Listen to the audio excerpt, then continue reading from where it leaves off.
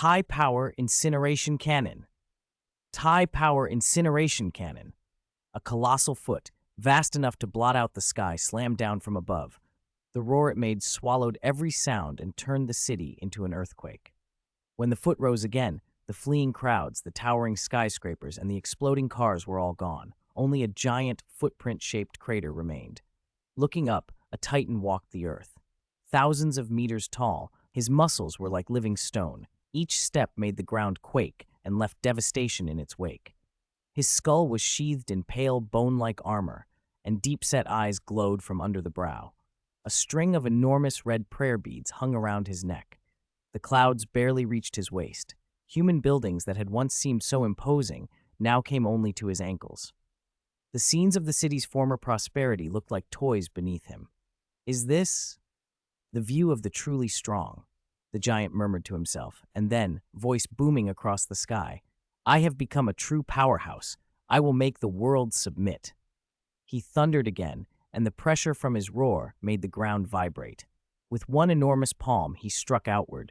The wind blast turned into an air cannon that wiped away an entire fan-shaped city block.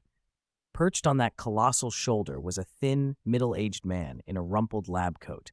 His hair was a mess, his eyes bloodshot, and he shouted with manic delight, arms spread wide.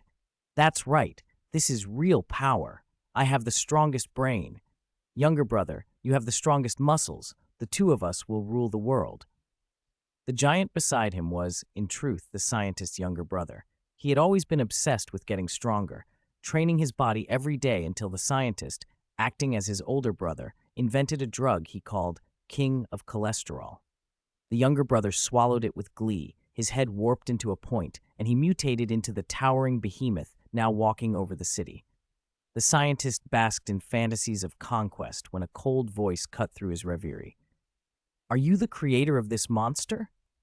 The man's grin froze. He glanced around, incredulous. How could anyone be up here? He turned and saw a young man with cropped blonde hair, eyes fixed on him. Genos had already raised a palm cannon. Heat-charged energy gathered in his palm, and his tone was deadly calm. "Answer me.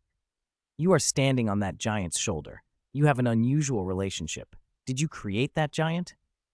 When the scientist realized the questioner was a cyborg, his contempt returned. He spread his arms and shouted with pride. "Yes, see the giant under our feet? He's my younger brother. He's the god of the new world. The two of us will stand at the peak of the world." Genos watched the man babble, his expression hardening. "What an incorrigible madman," he muttered. "Since he created that creature and has caused so many deaths, he deserves to die." He fired the palm cannon without hesitation. The beam, spinning with violent flames, tore through the air toward the scientist at lethal speed. The scientist, despite his bluster, reacted quickly. He dropped into a clumsy roll and barely avoided the blast. He coughed and scrambled to his feet, eyes wide with panic. Genos didn't stop. He raised both arms as the palm cannons began charging together. Terrified now, the scientist threw caution to the wind and screamed like a man possessed. "Younger brother, there's an enemy on your shoulder. Kill him! Kill him!" Trusting his older brother implicitly, the giant reared back a massive hand and brought it down hard on his own shoulder, aiming to swat away the intruder perched there.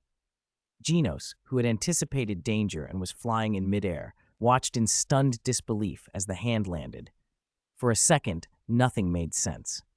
The giant opened his palm and stared in horror. What lay there was the shredded remains of flesh, the tattered edge of a lab coat, bloodied pulp where his older brother had been. The giant froze for several seconds, then his eyes went wide and his sorrowful scream rolled across the sky. "Older brother!" He planted his feet and stomped repeatedly, each impact gouging deep pits into the earth. He clutched at his chest as two rivulets of hot tears ran from his vast, clouded eyes. "Why? Why did it end like this?" he wailed. "We agreed to be the strongest together. Why did you leave me, older brother? Why?" His grief snapped into rage as his gaze locked on Genos. The eyes that had been filled with sorrow turned blood red. A berserk clarity entered the giant's features. "It was you who killed my older brother. I will kill you. A world without him has no meaning." Genos felt the fury and the scale of the opponent closing around him. This thing's size alone made it obvious that ordinary weapons would be useless. He finished charging in silence, pouring everything into a single, decisive attack. Superpowered burn cannon. A crimson beam laced with crackling lightning screamed from his palm. It cut through the air like a dragon of flame, slamming into the giant's face. Energy ripples exploded outward, the shockwave blowing the surrounding clouds apart. Genos watched, certain he had landed a direct hit, and that even this behemoth would be badly hurt. But when the smoke and energy dissipated, the giant's head remained intact, only a few charred marks stained where the blast had struck. 22. What is a real battle? On the other side, Chen Xiao hovered in the air, pale green psychic energy spinning around him as he watched the fight between Genos and the giant younger brother. He felt no surprise when Genos' full power blast failed to pierce the giant's defenses. If this giant younger brother were the manga version, that shot would probably have seriously wounded him and given Genos a shot at victory. But this was the anime version. Several kilometers tall, with strength at least at dragon level. Even after upgrades, Genos' overall power barely reached high demon level. He simply couldn't break that defense.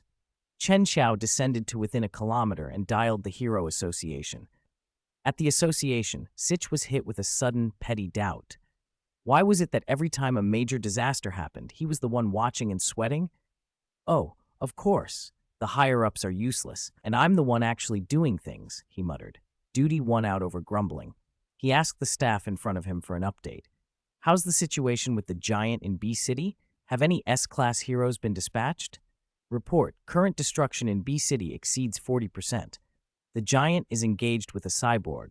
According to our data, the opponent appears to be Genos, unregistered on the hero roster, but known for having taken down many threats. Cyborg Genos? Sitch blinked. He'd heard of Genos. The mid-level executive knew the cyborg had helped with a number of problems. Before he could think further, a profile image flashed on the control room screen. An incoming call request. It's King! King is requesting a call! Accept it immediately. Sitch felt a rush of relief. King, finally. Maybe this disaster could end now.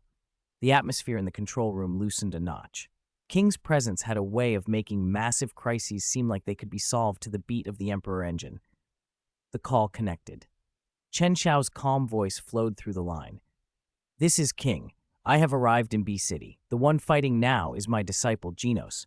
Upgrade the giant's threat level to Dragon. Its destructive power and strength match that standard. Understood. Updating now. Sitch felt like a soldier taking orders from a mastermind. He nervously logged the new threat assessment. The call hadn't ended, and he asked, cautious, Mr. King, how should we proceed? You can cancel the disaster broadcast. Huh?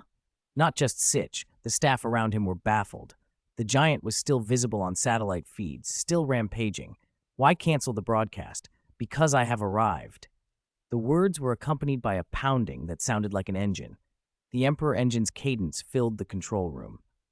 Outside, a cold wind tossed short blonde hair. The smoke from Genos' recently fired superpowered burn cannon still drifted from his arm barrels. How is that possible?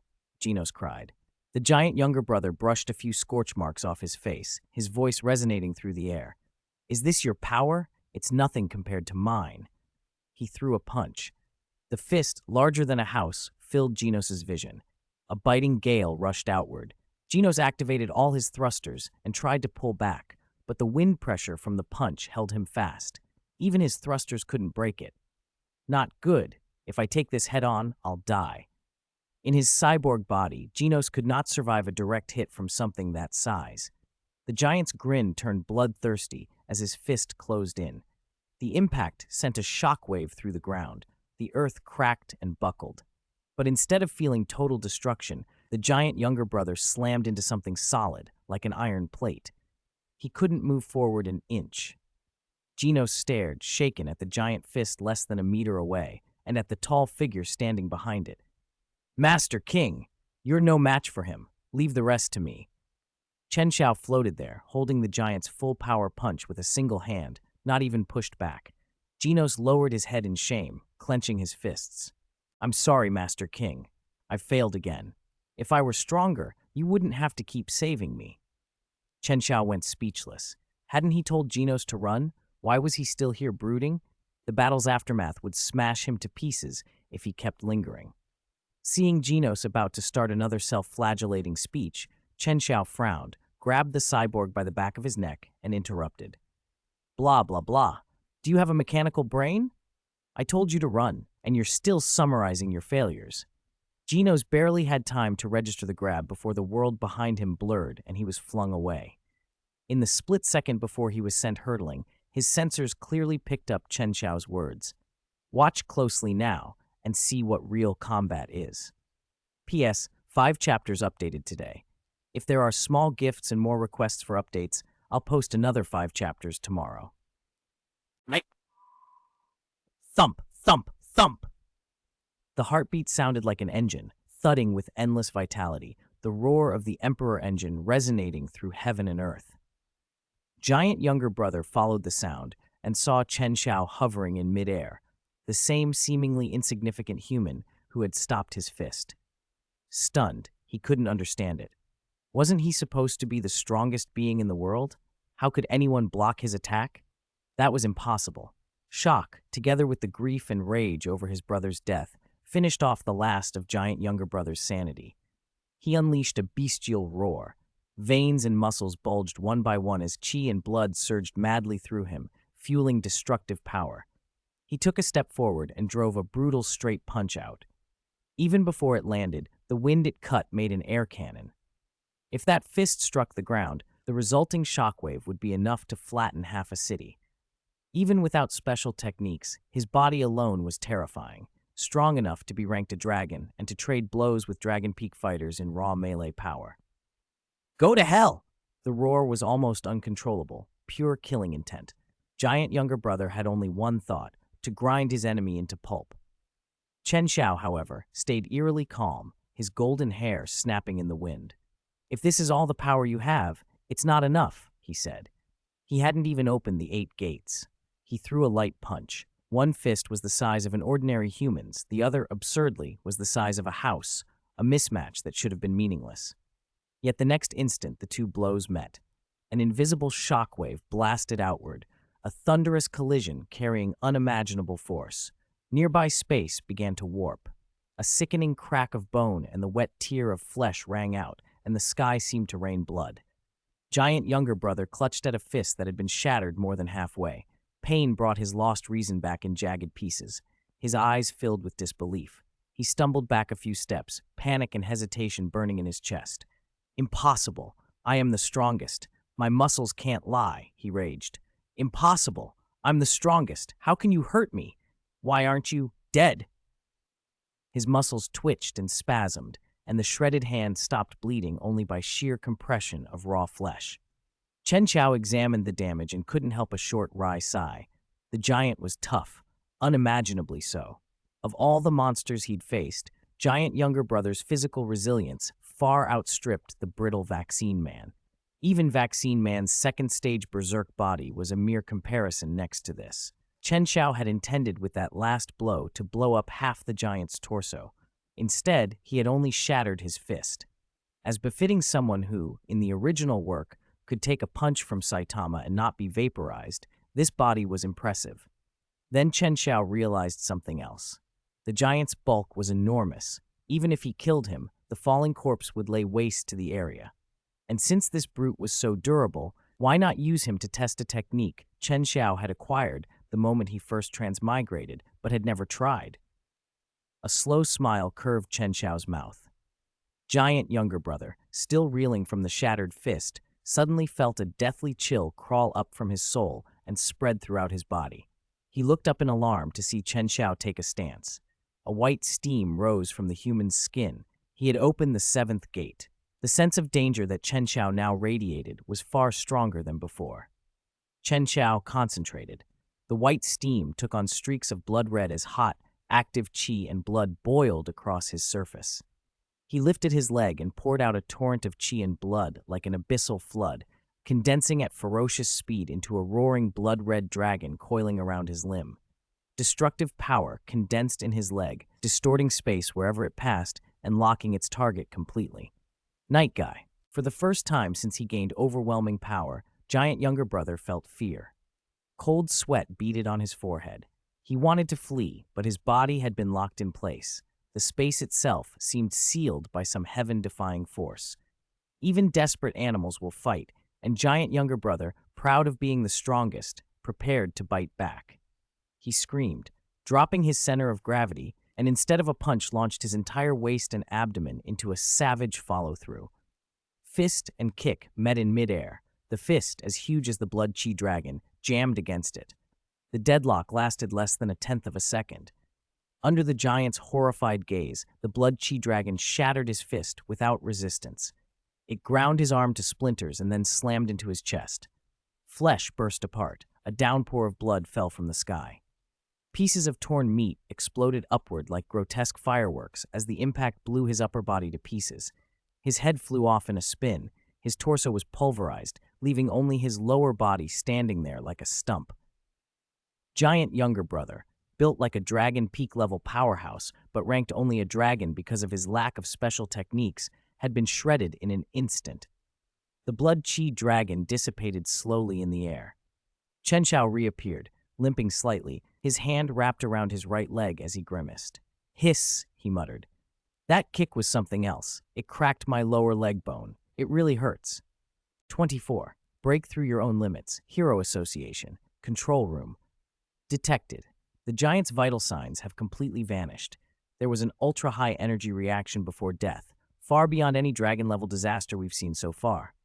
The staffers stared, mouths open, watching the sun-like life indicators wink out in an instant. The hands operating the consoles trembled. The dragon-level disaster. The giant has been eliminated. Mr. King made a move. He killed the giant with a single strike. As expected of King, the heavy weight pressing on Sitch's chest finally eased. He let out a long sigh and stared at the monitor. He had always believed in King's strength, but only now, through satellite footage, did he truly understand what a real powerhouse looked like. He had wondered why King wanted to cancel the disaster broadcast. This was a dragon-level disaster capable of wiping out several cities. Now he understood. King never worried about such small fry. Monsters like the giant could be wiped away with a flick of his hand. Sitch clenched his fists. With an existence like King in the association, why worry about its future? This is King, humanity's greatest hope. City B. From Chen Xiao's perspective, his right leg looked intact, but inside the bone was shattered into fragments. It wasn't the reaction force of the object he struck that broke him. This was the consequence of the power condensed by Night Guy being overwhelmingly massive, amplified further because Chen Xiao had opened the gate of shock. His body simply couldn't withstand so much power at once, and it collapsed from the strain. To Chen Xiao, however, that was no real problem. In an instant, his entire right leg was bathed in green light. Vitality surged through him as endless streams of qi and blood turned into nutrient for repair. The crushed bone knitted back together, torn flesh grew fresh granulation, and a comminuted fracture that should have taken months to heal was whole again in seconds. He roughly sensed how little it cost. Treating a broken leg had used less than 1,000th of his overall strength. The Deathgate physique itself had astonishing regenerative power. Converted into numbers, it probably restored about 0.5% of his physical strength per second. That meant that, unless killed outright in a single blow, Chen Xiao could be considered nearly immortal. Feeling the effects of ultra-regeneration firsthand, he couldn't help but grin. So it really could be used indefinitely. On a nearby rooftop, Genos stood frozen, like he'd been struck by lightning. From his vantage, the once towering giant had already been annihilated, the body gone. Only 2 massive legs remained amid the ruined city. His worldview was shaken. He finally grasped what people meant when they spoke of a true king. Then the giant's head, the part that had flown clear when its body had been blasted apart by Night Guy, fell from the sky. The head alone was hundreds of meters across. It hurtled downward like a meteor, sparks trailing from its descent. Genos' eyes narrowed. If that head slammed to Earth, the kinetic energy alone would obliterate whatever lay beneath. His gaze flicked to Chen Xiao, who hovered midair. Chen Xiao met his look and gave him a small, confirming nod. At that instant, Genos understood. "I understand, Teacher King. I won't let you down." All of his propulsion systems ignited. Flame and thrust turned Genos into a mechanical streak as he rocketed toward the falling head. He reached the impact zone and spread his arms wide. The priority was to absorb and counter the colossal kinetic energy and stop the head from crashing into the city. He arranged the cannons in his palms into a unified muzzle and aimed it skyward. The previously drained core inside him seemed to sense his unyielding will and flared up, forcing energy outward. The core in his chest shone a deep blue, while servos and joints clicked under the strain. His entire frame was being pushed to its limits. Firing the superpowered burn cannon twice in succession was a huge demand. With his current body, there was a real risk of structural collapse. Golden hair whipped in the cold wind as destructive energy gathered at the aligned muzzles, and the nearly exhausted core poured out massive power. Genos' eyes burned, not with the flames of revenge that had torn at him when he watched the cyborg destroy his hometown years ago, but with a new fire, a faith to protect others. He gritted his teeth. Once, because he was weak, he had only watched as everything he valued was destroyed. Now he still felt weak. He couldn't pierce the giant's defenses alone and still relied on his teacher, but right here he would break his limits. Superpowered burn cannon. Violent energy erupted from his palms. The red flame beam gouged a scar through the sky, a concentrated column of destructive force that slammed into the falling giant head. Impact force collided with kinetic energy. The head's descent slowed, then staggered, as the two forces canceled one another out. The beam held, like a pillar of light bracing heaven and earth, until the meteor-like head halted completely, and then began to rise again. For a moment, the ruined city held its breath as the monstrous head, supported by Genos' firing, stopped its fall and was slowly pushed back upward. The moment Genos realized the giant head's descent had been halted and was beginning to tilt upward, he made a split-second decision. He cut off the superpowered burn cannon and fired every propulsion unit across his body, rocketing straight into the sky. His mechanical arms splayed and warped, forming a brace that fit directly beneath the giant head. Immense weight pressed down from above, while his thrusters pushed up from below. Genos felt like a meat patty being squeezed between two hamburger buns. His body began to fracture under the strain. Components sheared away and sparks arced from the joints. So heavy, my broken body can barely take this pressure, he thought, cracks spidering across his faceplate. Still, he refused to let go, easing down his thrust little by little until the giant head settled onto the rubble. Only then did he release his grip. Dust and smoke billowed up, and his casing crackled with electricity and exposed circuitry. Though his frame teetered on the edge of collapse, he straightened as much as he could, and a faint smile appeared. "I did it, Teacher King." With those words, the tension in his systems finally relaxed. Having been overloaded for so long, his servos and control circuits failed.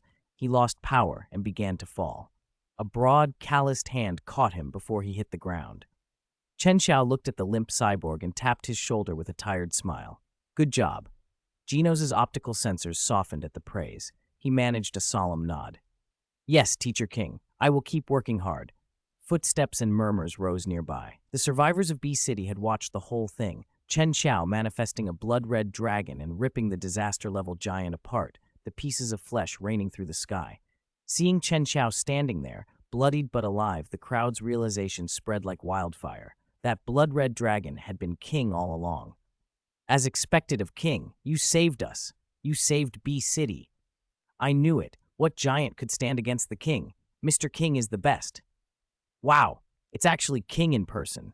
Please give me an autograph." The ruined street was forgotten as people swarmed forward, eyes bright with awe. Someone shouted, "Hero!" and the cry rolled through the crowd until it became a deafening chant. "Hero! King, you're our hero!" Amid the applause, a little girl pushed her way out. Covered in dust, her face smudged with grime, she looked like she'd barely survived. She approached timidly and held out two tiny hands. Chen Xiao and Genos turned to see each of her hands clutching a small red flower. She flushed, shy about talking to strangers, but summoned her courage. Thank you, Brother King, for saving us and beating the big monster. This little red flower is for you. My teacher says little red flowers are for good people." Chen Xiao smiled and accepted the flower with a gentle nod. "Thank you. I'll treasure it." Genos lay in Chen Xiao's arms, systems offline, but his sensors still alive. Watching Chen Xiao smile and hearing the crowd's adoration, he felt something swell inside him. Teacher King was truly loved. He deserved the title of king.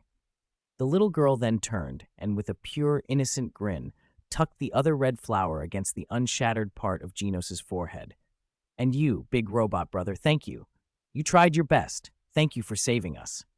For a moment, the world went quiet. Genos's visual receptors widened. He reached, almost reflexively, to touch the flower, but his limbs would not obey. The helplessness of it hit him, and with it an understanding. This was the beauty heroes protected at all cost. The sight of that small, sincere smile made every sacrifice feel worth it. Elsewhere, in Z City, Saitama was tinkering with a new mobile phone he'd just picked up from the logistics department. He'd gone to the Hero Association to change his code name, but found everyone busy with the giant disaster, so he gave up and collected the S-Class handset instead. He still looked put out as he fiddled with it. A commotion drew his attention. The neighboring district had descended into panic. Terrified screams, frantic footsteps, a stampede of people fleeing in all directions. In the middle of the street stood a 3 or 4 meter tall creature, yellow-furred with a lion's head and a humanoid body, claws flashing. I am the Beast King, second rank in the Evolution House, that S-Class rank 17 Saitama. Come out now, I know you're here. Crimson eyes gleamed with bloodlust as he raked his claws across the concrete, leaving 3 deep gouges. He laughed harshly at the scattering crowd. Ha! Pathetic humans! They tremble before the mighty like us. Are you looking for me? The Beast King's laughter died. He turned, then froze. Behind him stood not a conventional hero silhouette, but a huge, shiny, bald head reflecting the chaos around it. A calm voice came from that glinting brow. Hey, I've got it! Hey, I've got it! Did a human just speak? Why do I only see an egg? The Beast King's voice was full of confusion. He stood so tall he had to look down, and all he could see from above was a round big egg with a mouth. The voice that came from under it sounded annoyed. Hey, who are you calling an egg? I'm the Saitama you're looking for, all right? The Beast King crouched and finally realized there was a person under the egg. He blinked in surprise. So you're human. I thought the egg could talk. I almost thought you were some egg monster. Saitama's face twitched. His expression grew colder. What was this big lion trying to pull? Calling me an egg the moment we meet, mocking my bald head. Noticing the man's anger, the Beast King shrugged, bearing a mouthful of sharp fangs, eyes glittering with mischief. He lifted a claw and rubbed Saitama's smooth, shiny scalp, his scarlet eyes full of ridicule. Still mad? It's fine, as long as I confirm you're Saitama. The doctor ordered me to capture you alive. Your choice. Come quietly back to the Evolution House like this, or I'll cut off your limbs and drag you back. The Beast King didn't notice Saitama's simple face hardening into something sharp and serious. Meanwhile, off to the side of the street, a creature in silver battle armor that carried itself like a gorilla stood by the curb. Beside him was a mole-like monster. The mechanical gorilla scratched its head with a clanking, stuttering whir. Beast King, this guy, the doctor said to be discreet. This one ran straight to Human Street to find someone. The Earth Dragon, the mole-like monster, twitched the whiskers on its cheeks, narrow eyes full of disdain. Who cares? What's so scary about these old humans? Finding him here is more efficient, isn't it? Haven't we already found the target? That's true, the mechanical gorilla admitted. The method had been efficient. They'd located the target not long after arriving. Still, a bad feeling gnawed at him.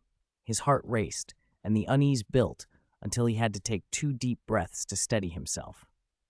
It's okay. The Beast King is the strongest in the Evolution House. Besides that, 6. This'll be a cakewalk. The fleeing crowd gradually slowed. People realized that, standing in front of the fearsome monster, a bald man was blocking the way. Some passersby who kept up with Hero Association news suddenly remembered who he was and pointed at Saitama in surprise. I remember now, this bald man is the newly promoted S-Class, Bald Cape Hero. What? That guy who looks like a C-Class is actually S-Class? Who cares how he looks? He's S-Class. Beating this monster will be nothing. Go Bald Cape Hero. Defeat that 6. Yeah, go Bald Cape Hero. You can definitely take it down. Hearing the shouts of Bald Cape Hero, Saitama felt the veins in his forehead start to bulge. As the crowd's excitement rose, the Beast King grew amused. Bald Cape Hero? What an accurate, funny nickname. It suits you. Not only are you bald, you've got an ugly white cape. Ha! He couldn't keep the bloodlust inside any longer. His smile vanished, and he raised his sharp claws. You don't want to come with me? Perfect. I'll tear off your limbs and drag you back like a dead dog. Beast King's rending claw. The claws flashed coldly in the sunlight, slashing down with vicious force as if to rip Saitama apart. Seeing the claw descending, Saitama suddenly snapped. Don't ruin my clothes, you bastard. He threw a punch, not flashy, no special effects, no heroic lines, just a plain, furious blow that landed squarely on the Beast King.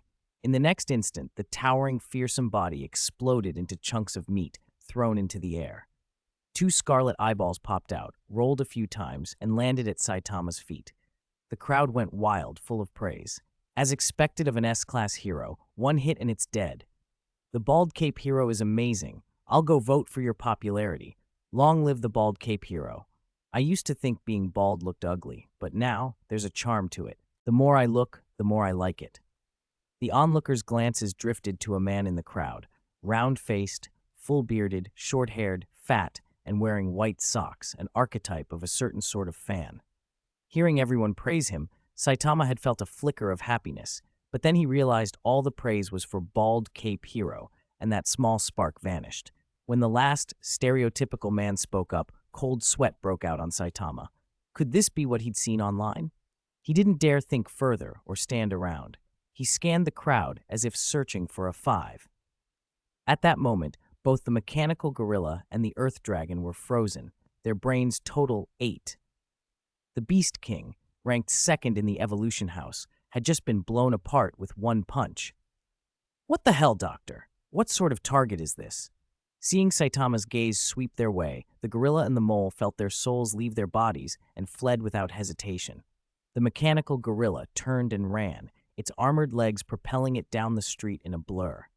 The earth dragon, simpler and more direct, dug into the ground with its claws and escaped through a tunnel. When Saitama noticed those two accomplices fleeing at the sight of him, an idea clicked. Ha! Got it! Are you kidding me? Are you kidding me? Saitama pointed at the big hole in the ground and said, Oh my, that monster had accomplices. I'm gonna go chase them down. Bye. Then, without a moment's hesitation, he dug a huge tunnel with one decisive motion and vanished into it. The onlookers just stared. Well, that's one way to make an exit. Far below the surface, in the thick soil, something mole-like was clawing frantically to clear the dirt and tunnel its way out. The ground dragon's eyes were bloodshot, its heart hammered with panic. It had been terrified out of its wits.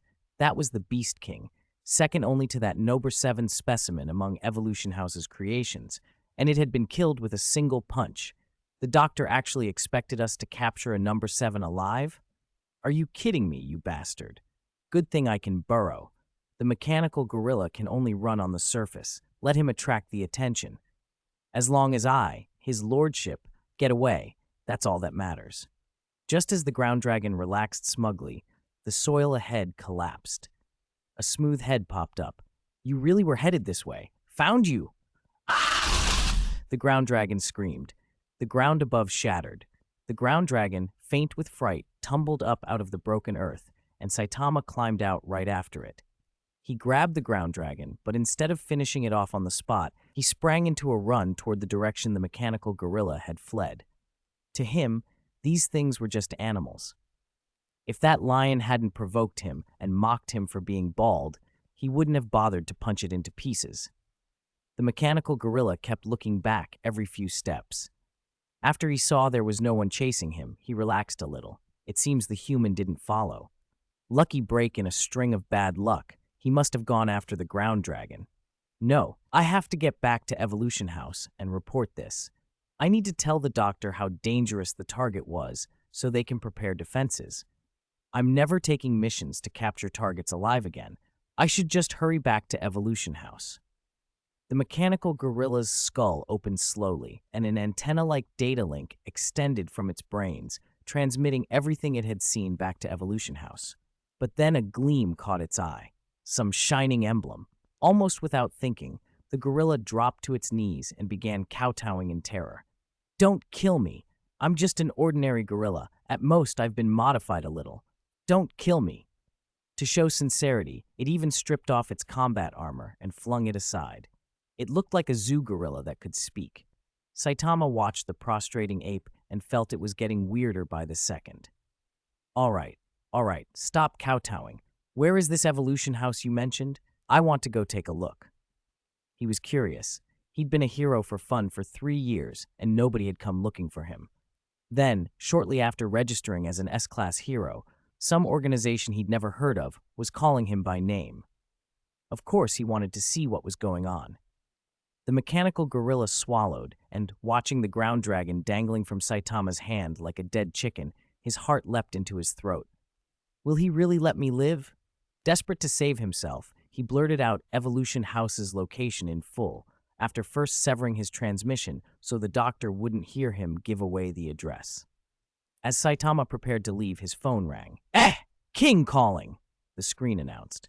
When the call connected, Chen Xiao's voice came through. How is it, Saitama? Have you settled the hero codename thing? Saitama's expression soured. It's not solved yet, but I've got an organization wanting me to come over and play. Like a zoo, gorillas and lions. Want to come along? Chen Xiao was quiet for a second. He'd probably guessed which group it was. You mean Evolution House? Saitama widened his eyes a little. How did you know? This gorilla just agreed to lead the way. When are you coming back? Send me your location. Wait a few minutes. I'll be there. Okay. 2 minutes later, a streak of red light cut through the sky and landed in front of Saitama. Chen Xiao brushed off imaginary dust from his clothes. The giant situation is settled. So those Evolution House monsters came looking for you? Saitama pointed to the trembling mechanical gorilla and held up the limp ground dragon. These two, and there was a big lion that looked cool, except it got punched to pieces. So it really was Evolution House. Chen Xiao felt a little puzzled, though. Since when had Dr. Kinos of Evolution House set his sights on the Bald Demon King? Up until now, the Bald Demon King had barely done anything in the main storyline, just went to take the hero exam. How did he become a target? After thinking for 2 seconds, Chen Xiao gave up.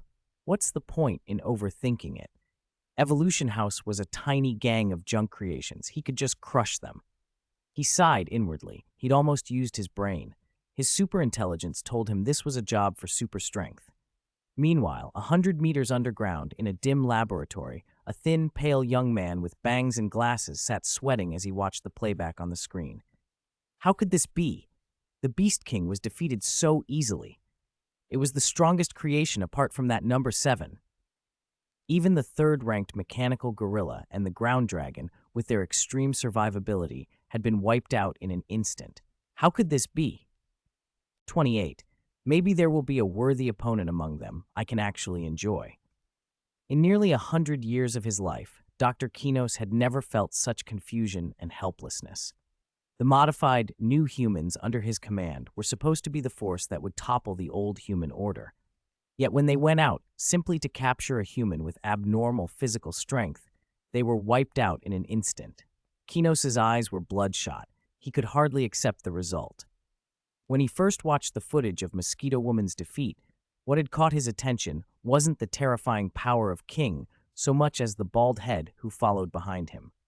As a genetic researcher, his intuition told him the bald head was extraordinary. Sure enough, days later, he learned that the bald head had actually become an S-Class hero in the Hero Association. Determined to study this bald head and unlock new genetic breakthroughs, Kinos sent several of his best generals to capture the target. Instead, they hadn't lasted a single round, except for a Shura unicorn beetle, the strongest beast king in the Evolution House, who was literally crushed into minced meat with one punch. At that moment, the lab door burst open. A clone who looked exactly like Kinos rushed in, panting and pale with panic. Damn it! Mechanical Gorilla's intel says the 7th-ranked S-Class hero King and the target we need to capture are already on their way here. What? Kinos barked. Even worse news followed. Kinos' face drained of color. He clenched his fists so hard his nails cut into his palms and drew blood. After a moment's struggle, he made a decision and cold sweat ran down his forehead. Release Ashura unicorn beetle. The clone went pale, more terrified than when the attack first began, and scrambled to argue. No, you know Ashura unicorn beetle. His temperament is unstable. You can't release him right now. Enough, Kano snapped.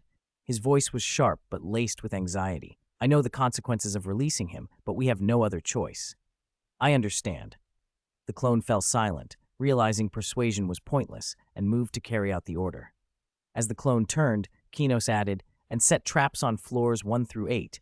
Drain the intruders, stamina and spirit. Give Ashura unicorn beetle any advantage you can. Understood, the clone replied. Chen Xiao watched Saitama hover in the air, what looked like flying after a huge jump, and fell into thought. Was that a jump or actual flight? He tried to ask the bald man, but got only one answer in his head. How could a human fly without using superpowers? That was Saitama's own logic. Before they reached Evolution House, Chen Xiao summoned the system. A deep blue data panel flashed before his eyes, giving him a chance to see which 2 skills he had gained. Ding! Rewards have been issued.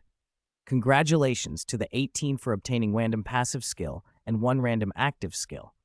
Congratulations to the 8 for obtaining the passive skill, Precise Control. Congratulations to the 18 for obtaining the active skill, Energy Control. Chen Xiao clicked for details. Precise Control. You can precisely control any power within your body, chi, blood, energy, or raw physical strength.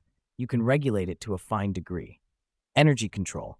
Using Energy Control, you can master surrounding energy, condense it into energy spheres to attack, and convert energy into different forms to handle various situations. Note, the current energy limit the 18 can control is Dragon Level Peak. Not bad. Chen Xiao felt pleased. As his 8 rose and his strength increased, he'd struggled to apply that vast power with precision. Even though he could release and retract it, fine control had been difficult. Precise Control would solve that. Energy Control gave him a long-range attack, nothing as fearsome as his physical power, but far better than nothing. Now he could fight at melee and range, and he could finally manage his own strength perfectly. He also noticed the first automatic martial arts training card had been consumed and would need renewal. Feeling the warm current in his body as his physique strengthened, Chen Xiao nodded in satisfaction. The outline of the Evolution House rose on the horizon. Saitama suddenly asked, a little curious, "Where's that robot disciple of yours, Genos? Isn't he coming?" Chen Xiao shrugged. He was crippled in the fight against the giant and sent back to the manufacturer for repairs. He can't come right now. Is that so? They chatted idly as they approached the address for Evolution House. In front of them stood a decrepit 8-story building. Just as Saitama was about to walk in, Chen Xiao drew back his fist. He condensed the air before him into an air cannon with his power and fired in a straight, violent blast. The entire building turned into dust. Saitama paused, scratching his bald head as the building collapsed into a flattened ruin. Isn't that a bit much? They might have set traps for us. Chen Xiao retracted his fist and pointed to a metal door that had surfaced in the open ground. It's fine. The upper floors only have traps. The real core area is below. Let's go. Saitama grabbed the gap in the middle of the metal door and, teeth grinding, tore it into 2 halves. He peered into the blackness beyond and, for some reason, felt a flicker of interest. It felt like an adventure. Maybe there would be an opponent inside who could finally give him a proper fight. 29. Why don't you give it a try? Just as the two were about to go through the tunnel, an abrupt ringtone cut through the air. Chen Xiao glanced at his phone. It was another call from the Hero Association. Damn, why does the Hero Association always call at the exact moment I'm about to get something done? Some kind of karma? He answered. On the other end, Sitch's voice sounded anxious. Mr. King, I'm really sorry. I know you just finished dealing with that dragon-level disaster, but are you available? Could you come to the Hero Association headquarters? Chen Xiao's eyes narrowed. He rarely heard Sitch like this. According to the usual sequence, there should have been a lull after beating the giant. Had another huge disaster appeared? Was this a butterfly effect from my transmigration? To be safe, Chen Xiao asked, "What's wrong?" There were sounds of things being shoved aside on Sitch's end. His tone carried distress and a trace of guilt. Tatsumaki is making a scene again. She heard you handled another dragon-level disaster and wants to fight you. If you refuse, she'll keep causing trouble at the association. That little legal terror really was a problem child. No end to it. When he'd fought Tatsumaki before, it had almost been a total victory. She had been completely unable to contend with him from the start. A normal person would notice the huge difference and back down, but someone as arrogant as Tatsumaki wasn't normal. After being practically killed instantly, she still came back demanding another fight. Chen Xiao had no intention of entertaining her again. He didn't have time for Tatsumaki's tantrums. Sorry, I'm busy. I'm off to wipe out Evolution House with Saitama. You're busy? Fine, we'll do our best to placate Tatsumaki. Mr. King, please get some rest. What? You're going after Evolution House with the S-Class rank 17, the Bald Cape hero? Sitch's voice shot up. He knew Evolution House, a civilian group run by a mad scientist. The association had always kept a wary eye on them, but they'd been a lower priority compared to monsters actually harming people. Still, if King himself decided to take the initiative to wipe them out, they couldn't be underestimated. The call ended, and Sitch, who had always been exasperated by the strange personalities of S-Class heroes, felt something like longing. If every S-Class hero were as single-minded about exterminating monsters and evil as Mr. King, how much easier life would be. The sound of objects being flung snapped him back. Hey, Sitch, where's that damned Scarface? I only slipped up last time. Tell him to come fight me again. Sitch scratched the top of his white hair. Looking up, he saw the little lowly floating above the control room, fury on her delicate face and pale green psychic energy crackling around her. He felt a yawning gap between them. Miss Tatsumaki, Mr. King has important business and can't come right now. You should go back and rest. Your injuries haven't healed yet. Huh? Tatsumaki's displeasure intensified. Rage contorted her features as she spat. That Scarface actually refused my duel over something so trivial, ridiculous. I won't accept that. She wasn't stupid. After their previous battle, she had a clear sense of how far apart they were. Tatsumaki, proud of being the #1 psychic and convinced her strength was second only to Blast, had never suffered such a humiliating defeat. She had pushed her psychic power to the limit, drained her mental energy, and still couldn't shake him. It took her 2 full days to recover. Now she heard King had handled a major dragon-level disaster, disasters that had always been her purview, and the news hit her like a collapse of the sky. Pride hurt, duty snatched away, humiliation boiling over. She had come to the association to make a scene and demand another fight.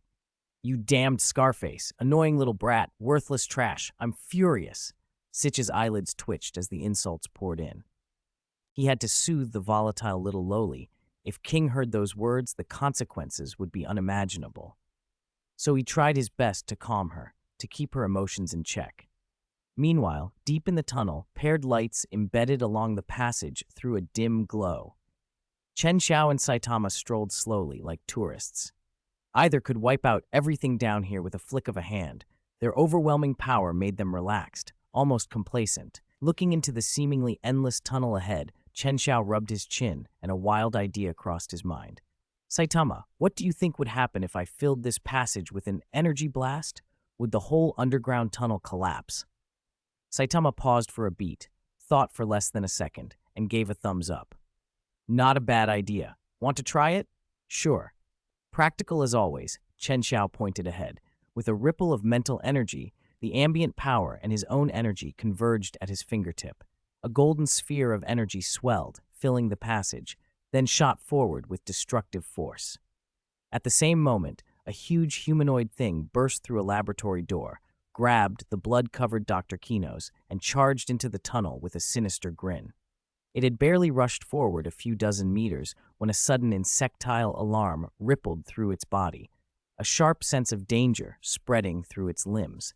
30. I am just an ordinary person with no ability. Ashura Unicorn Beetle's charging figure froze mid-stride, his pupils shrinking with disbelief. Kinos, trapped under his arm, tried to lift his head. From Ashura Unicorn Beetle's reckless charge, he'd hit it earlier. Blood ran from Kinos's wounds, and his consciousness was slipping. Feeling the movement stop, Kinos forced out, Ashura Unicorn Beetle, why did you stop? Ashura had no mind to answer. His gaze was fixed on the dark passage ahead. Something is wrong. Why does my instinct scream danger? Is something coming? He trusted his insect intuition implicitly. Without hesitation, he turned, intending to bolt back to the open training ground. A golden light suddenly lit the tunnel. A destructive fluctuation of energy slammed into his senses.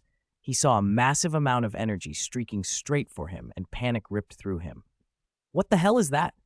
He couldn't afford to delay. He curled into a tight ball, his hard carapace sealed into a spherical shield. Because of the abrupt motion, he didn't notice Kinos beneath him. In the instant Ashura tucked down, he crushed the doctor flat.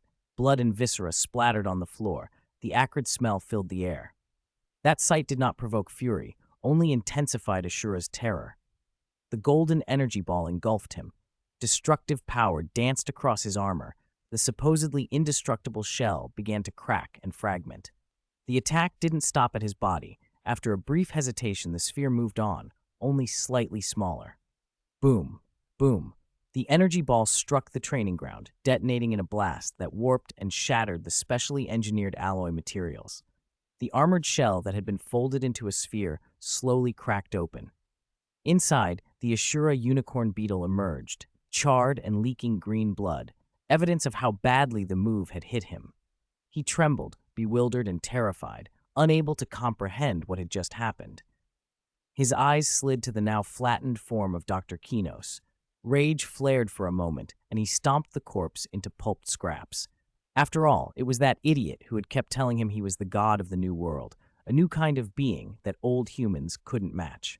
And look at this. He'd barely seen the attacker and nearly been shattered by their blow. No, he had to get out. He couldn't stay in the evolution house. Whoever had attacked wasn't someone he could handle. Ashura unicorn beetle's insect senses were keen. He could detect danger early and prepare. Now he could feel two auras rushing in, making his heart hammer. Worse, the energy ball that had almost killed him had obviously done nothing to the intruder. That meant it wasn't some ultimate move. At best, it was a casual attack. Before Ashura mode took over his mind, his rational self always prioritized survival. On the other side of the passage, Chen Xiao looked at the twisted metal around them and exhaled, impressed. I used less than 1/10 of my energy, and the materials in this evolution house are tough. The panels only bent, he said. Saitama watched, a little envious. One punch after another was his usual way, but that energy blast Chen had just fired looked spectacular. The bald demon king sighed inwardly. He was still just a plain human who knew only how to punch. He couldn't fly or fire energy spheres. He could only swing his fists. King was better in every showy way. He could fly, he was popular, and he could shoot cool light spheres. Saitama's expression flickered with humorous resentment. Chen's mouth twitched. He'd probably guessed what Saitama was thinking. Since transmigrating and collecting system rewards, Chen Xiao had grown much stronger than before. Still, even with that power, he knew he couldn't beat Saitama.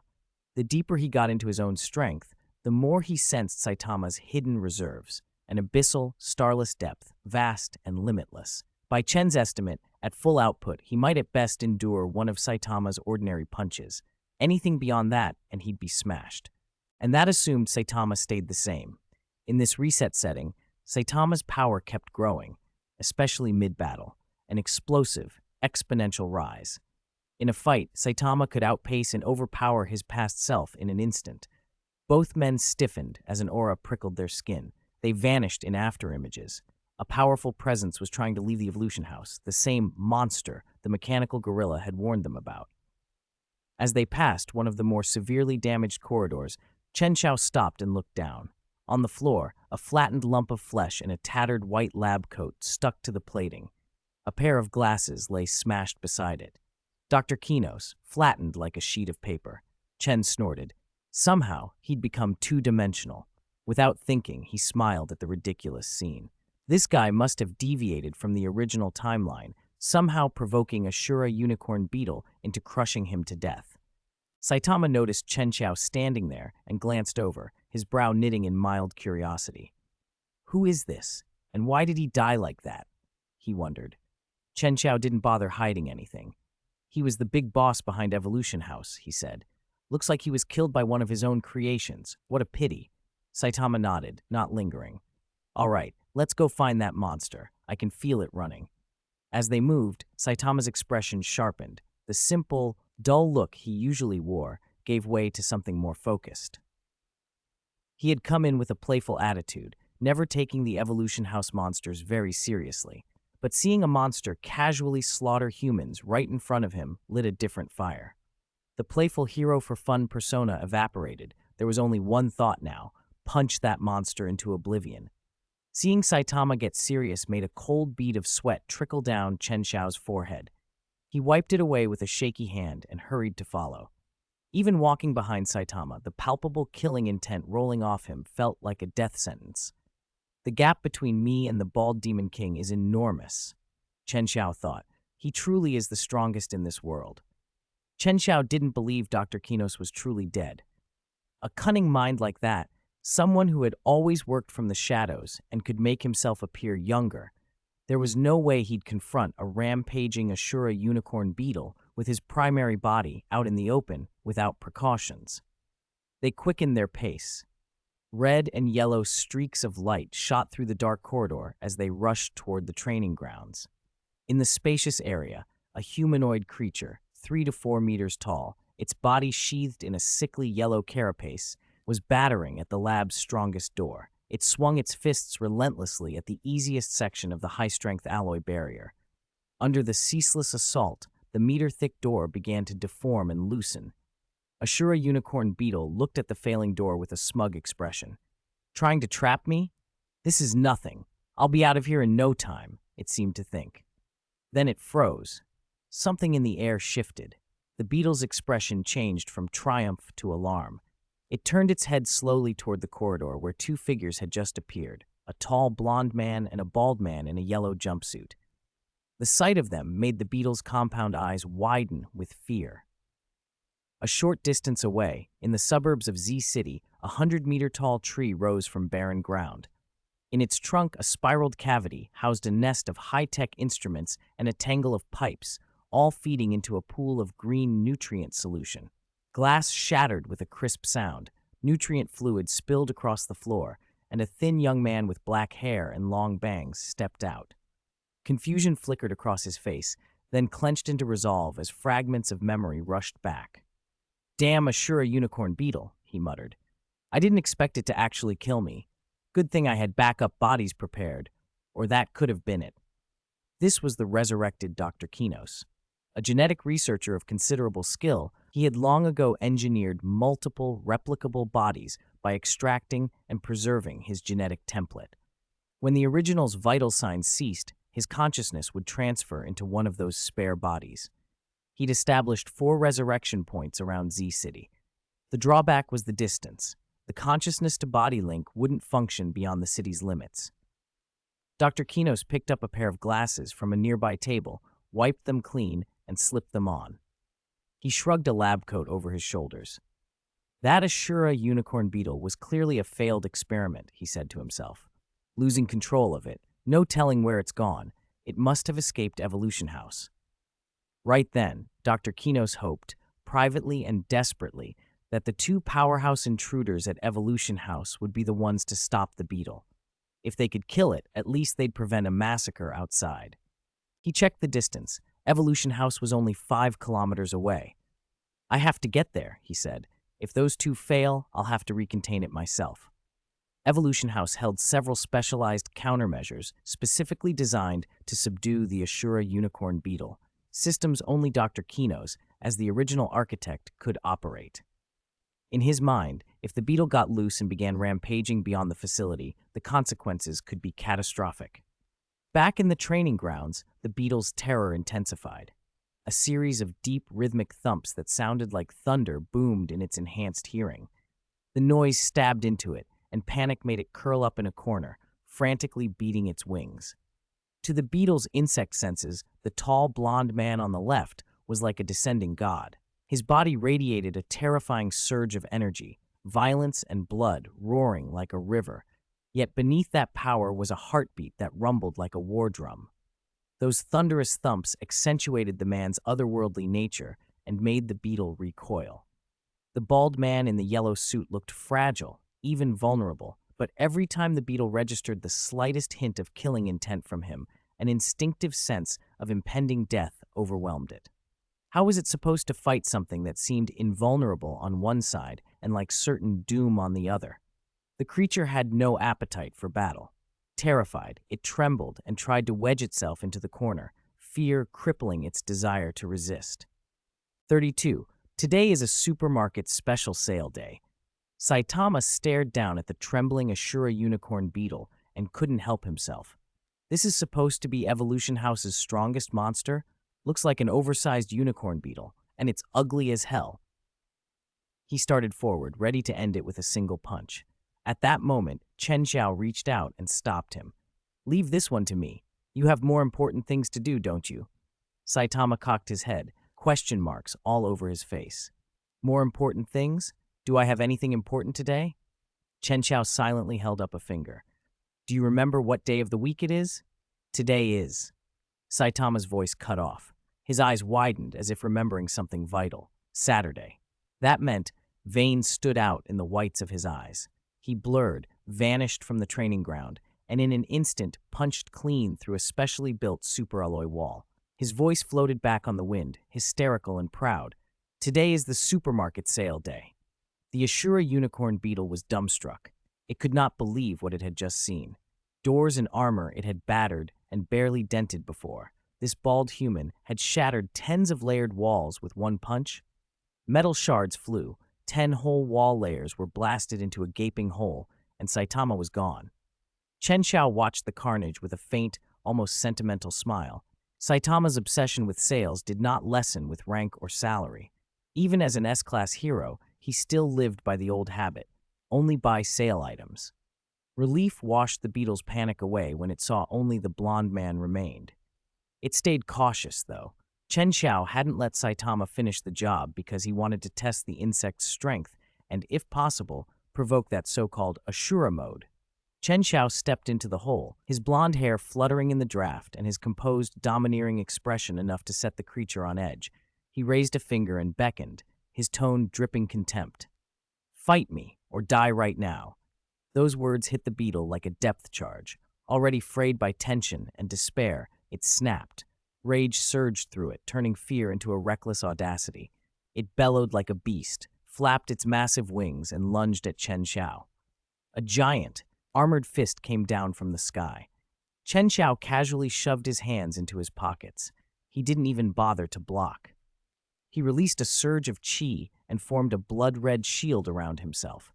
The qi and blood shield, then layered mental energy and psychic power over it, forming a faint green psychic barrier beneath the blood shield. The beetle's fists sliced through the air, whipping up sonic booms as it slammed into the shield. Invisible shockwaves radiated from the impact. The superalloy floor beneath them buckled. The beetle staggered back a few steps, clutching its throbbing fist as clear thought returned. The shield remained intact, no cracks, no give, and the pale green psychic layer beneath it held firm. "Is this the thing you bragged about? Pathetic," Chen Xiao said, unimpressed. The insult ignited the beetle anew. Its fury drowned out reason. "Stop looking down on me, you relic! I am the new man who will rule the world." In the last instant, before total fury consumed it, the beetle plunged into its power. Its body swelled, growing from 3 or 4 meters to 7 or 8. Its sallow yellow carapace flaked away, replaced by slick blue-green skin. Its pupils bled crimson, losing any hint of whites. It had activated Ashura mode. "I didn't want to use this form," the creature raved. "In this state, I will have endless stamina for 7 days and 7 nights, and I become utterly bloodthirsty. You forced me into this, so take your life." It blurred into a blue-green streak across the training ground and reappeared behind Chen Xiao as if teleporting. Roaring, its hands became a cyclone of fists that hammered relentlessly at the shields.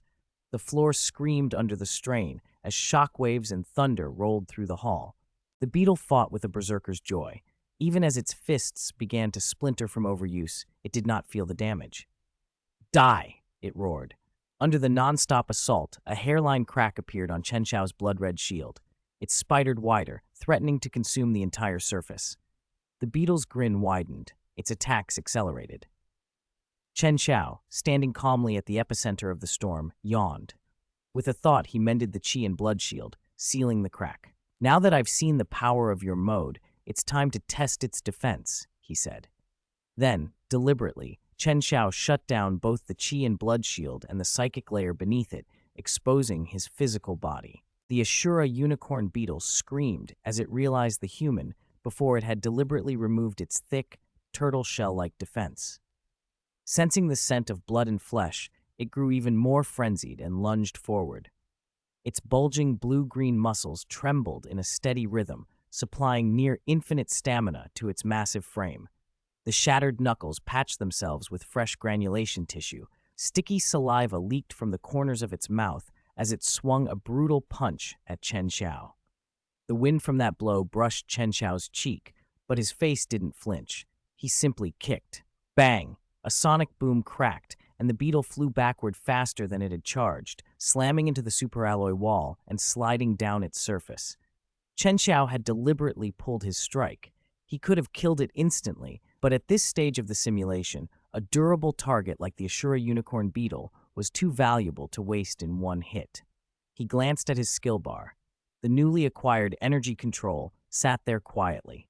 He had only tested it once, but its power surprised him. Even heavily dampened, it could almost kill the beetle. Chen Xiao pointed his fingers at the target ahead and gathered streams of golden energy, which coalesced into a 3-meter diameter sphere in an instant. Using his passive precise control, he tuned the ball to dragon mid-power to test how much destruction each level produced. With a thought, the energy sphere, humming with destructive fluctuation, shot straight toward the beetle. The creature, locked in Ashura mode, felt danger but had no intention of dodging. It only wanted to fight. It pushed off with its leg muscles and charged like lightning, head down, colliding with the energy ball. Violent energy surged and circulated as the beetle roared. Its hide and muscle ground against the energy, chipping away at it with each impact. It pummeled the ball until its fists were charred black and its skin began to melt, but it did not retreat. Die, die, die, it snarled. After a barrage of savage blows, the Ashura unicorn beetle actually shattered the energy sphere. Chen Xiao felt a flicker of dissatisfaction. The control needed refinement. He could increase the density and reduce energy leakage. Not bad. You blocked one. How about 10? Power gathered behind him and formed 10 golden spheres, hovering in the air like captive suns, all set to dragon mid. Go. With a flick of his hand, the 10 balls surrounded the injured beetle. A blinding column of gold shot upward and pierced the clouds, destroying the specially constructed arena in an instant. A thunderous explosion reverberated across the sky. From the heart of the blast, a tattered shape was hurled out and slammed into the ground. The beetle was a wreck, its lower body gone, its upper torso mangled, internal organs spilling from torn flesh. Still, it remained in Ashura mode, new granulation tissue forming and congealing, trying desperately to stitch itself back together. Chen Xiao nodded, a respectable result. 10 dragon mid-energy balls were enough to kill an Ashura unicorn beetle at peak condition. Honestly, this so-called Evolution House prototype wasn't much of a dragon-level threat. Even in Ashura mode, it only barely reached dragon rank. In the original timeline, Superalloy Darkshine had soloed the beetle in 15 minutes. Most S-Class heroes could beat it. Only a few exceptions failed, like Metal Bat, who relied on stacking aura to increase his attack power. Because the simulation had no aura mechanic, he'd been cut down by the beetle in 10 minutes. The Ashura unicorn beetle still roared wildly, bloodlust undimmed. Chen Xiao shook his head. You're a glutton. I'll give you something big so you can go quickly. He compressed a ball of energy tens of meters across. Destructive fluctuations writhed within it. Its power rivaled a tactical nuke. He squeezed it down and down until the enormous orb was the size of a fist, now unstable, wobbling, and deforming. Without hesitation, as the beetle began stitching itself back together, Chen Xiao shoved the compressed bomb into its gaping maw and sprinted away. He ran like a bolt. In seconds, he'd put more than 10 kilometers between himself and the scene, then looked back. Boom! Boom! A heaven-shaking, earth-rending golden pillar shot into the clouds. The shockwave tore the sky apart and made the ground tremble for miles. A Dragon Peak energy ball really is brutal, he muttered. The entire evolution house was vaporized. It was a pity he hadn't been able to push the energy ball's limits further. The beetle was just too weak to test them. Chen Xiao called the Hero Association to handle the cleanup, then turned and left. At the association, Tatsumaki, finally calmed down and sulking in a chair, heard the news that Chen Xiao had taken down the evolution house so quickly. She bristled. Damn Scarface! Why does he get to take everything? No, I can't be slower than him. She couldn't outmatch Chen Xiao in raw strength, so she decided to compete on other fronts. Who solved more monster incidents, who handled more dragon and demon-level disasters, and who did it faster. Chen Xiao had never agreed to such a rivalry, but in Tatsumaki's mind, the chance to compete with him was the sort of blessing he must have earned over 8 lifetimes. I think I should just go sell takoyaki. The crater where Evolution House had stood yawned beneath a sky streaked with dust and smoke. From several kilometers away, Dr. Kinos had seen that pillar of golden light reaching into the heavens and had raced over on his motorcycle in his white lab coat. He stood silently at the edge of the ruin, awkwardly adjusting his glasses, unable to hide the tremor in his hands. He had assumed the spectacle was the work of those 2 intruders, probably during a fight with his ultimate creation, the Ashura unicorn beetle. He had hoped they'd beaten it. He didn't want his biomechanical monstrosity slaughtering humanity. When he dug through the ash and debris, his hope curdled into confusion. He uncovered a shard of carapace the color of old excrement, largely uncrushed, and beneath it, scattered pieces of blue-green flesh, charred and torn. This was the Ashura unicorn beetle. It had been killed, dead even after activating Ashura mode. Cold sweat beaded at Dr. Kinos' temples.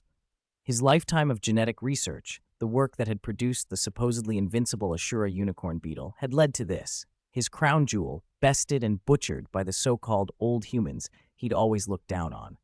He let out a hollow laugh, brushed the dust off his lab coat, and sank briefly to the ground, feeling very small. Maybe I should quit genetics, he thought. What's the point?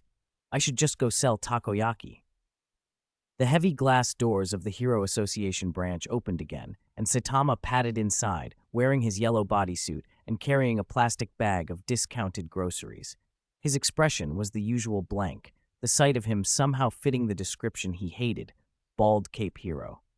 He glanced around the room, making sure everyone was there, and exhaled in relief. He'd been out snagging bargains at the supermarket, and remembering that he hadn't finalized his hero code name, had wandered in to settle it.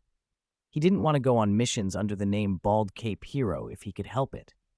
Sitch, the branch staffer on duty, jumped when he recognized him. Bald Cape Hero?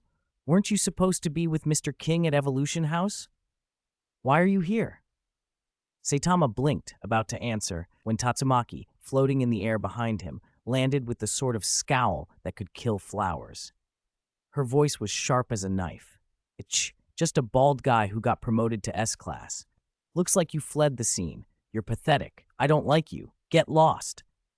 Tatsumaki was already irritated because of Chen Xiao, and because Saitama had been introduced by Chen Xiao, her displeasure transferred immediately to him.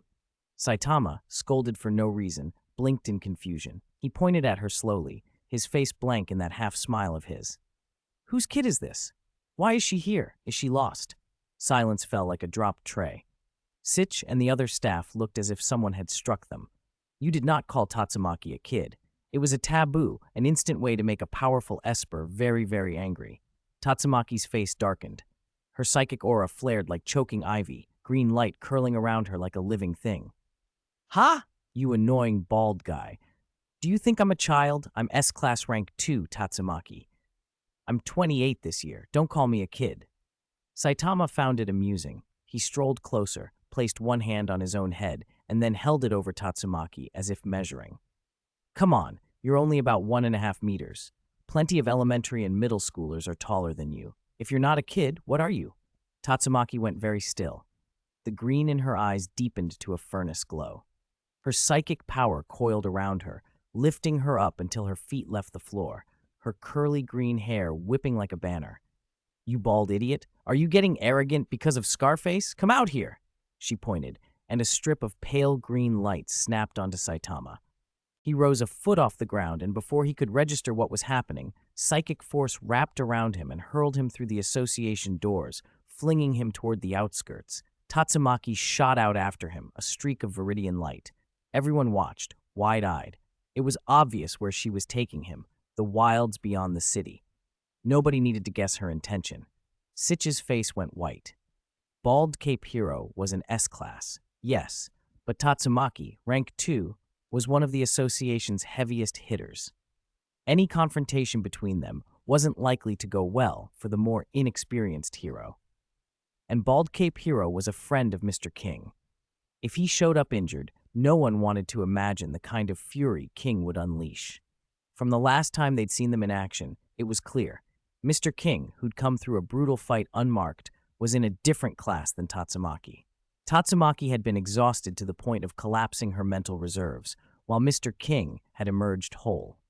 If Bald Cape Hero got hurt, Mr. King would be furious.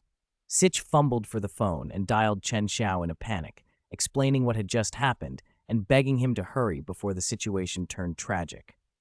"It's warm. It's warm." Chen Xiao was a little surprised to hear the news. In the original story, Saitama and Tatsumaki did fight, but that was in the late stage. How had it been moved up so early? After 2 seconds of thought, he understood. The most likely reason was himself. Tatsumaki must have targeted Saitama in a furious state and dragged him into a fight. But rather than worrying about whether the Bald Demon King would be all right, he should worry more that Tatsumaki might collapse again from exhausting her mental energy. Sitch was still waiting for Chen Xiao to respond when a sentence came from the other end of the phone. "You should be ready by then. Arrange for medical staff to bring her back. She'll probably be unconscious for a while again." Sitch had assumed Chen Xiao was talking about the Bald Cape Hero, until one word in that sentence stopped him cold. Again? Could it be? His eyes widened, and an incredulous thought formed. To confirm it, Sitch asked cautiously, "Mr. King, who exactly is the person you mean who needs rescuing?" "Of course it's Tatsumaki. Saitama's strength isn't below mine." The line was on speaker, and the sentence spread through the entire control room. The staff looked at one another, stunned. They had just seen Saitama. His simple appearance and glossy, plastic-like sheen made him look like a background character. And yet the one they all admired, King, had personally admitted that this newly emerged S-class hero's strength was not below his? It sounded absurd, and yet, because King had said it, it felt uncomfortably plausible. High above the city, Saitama was grinning as he flew, enjoying the novel sensation of being airborne. He had one hand clamped around the bag of sale items he'd just bought at the supermarket. He wasn't about to let a child's tantrum ruin the things he'd worked so hard to find for a bargain. Seeing that Saitama still cared about a plastic bag, Tatsumaki felt personally slighted. Her expression chilled. "Bald Cape Hero, it's unbelievable you still don't realize how serious this is. Let go of that bag of trash." She focused her psychic power on Saitama's hands, trying to force them open and fling the bag away. The moment that green-haired child reached for his things, Saitama tensed. With a sudden exertion, he ripped her psychic grip to pieces. Hey, you kids don't understand thrift. These are treasures. How can you just throw them away?" Breaking free cost him his flight propulsion. He plummeted toward the ground. Tatsumaki, who had expected her power to hold, stood dumbstruck in midair, disbelief wide in her green eyes. It was one thing for Scarface to break free 2 days ago, but how could this casually dressed bald man do it? It stung. In the last few days, she'd met 2 people who could shrug off her restraints. Even dragons and disaster-level monsters couldn't move under her psychic shackles. That humiliation burned.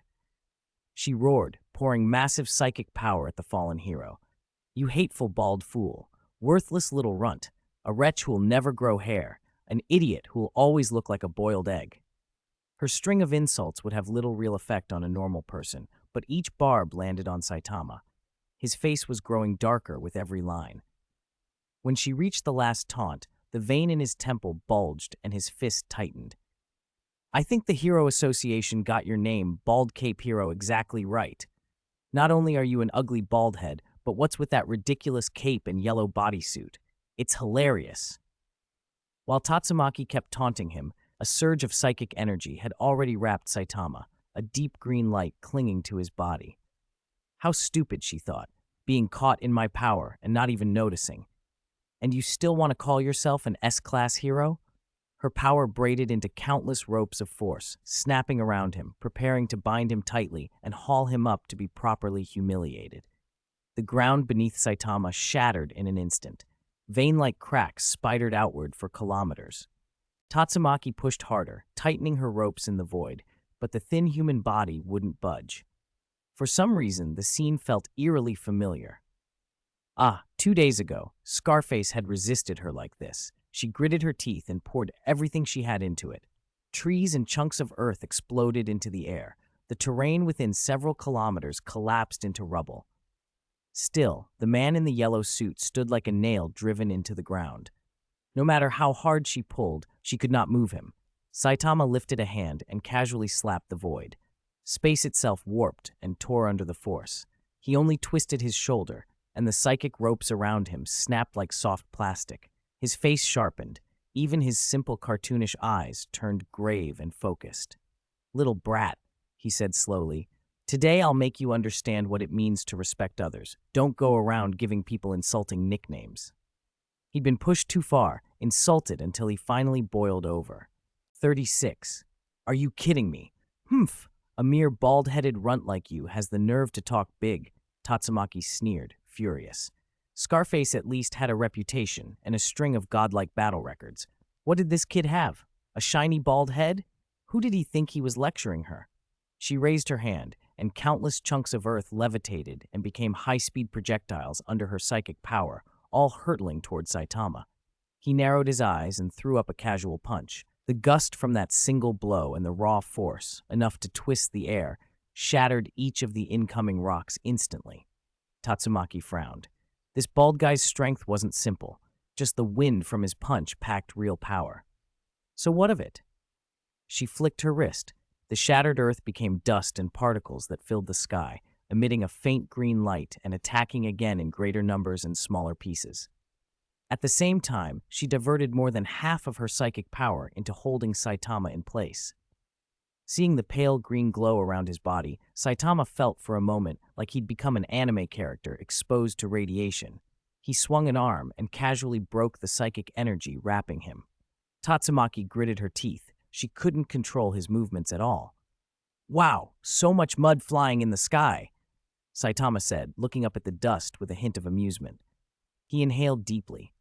A violent suction swept the area within dozens of meters, drawing the airborne particles into a vacuum around him. Then he flexed his abdomen and exhaled a concentrated blast of air. Whoosh!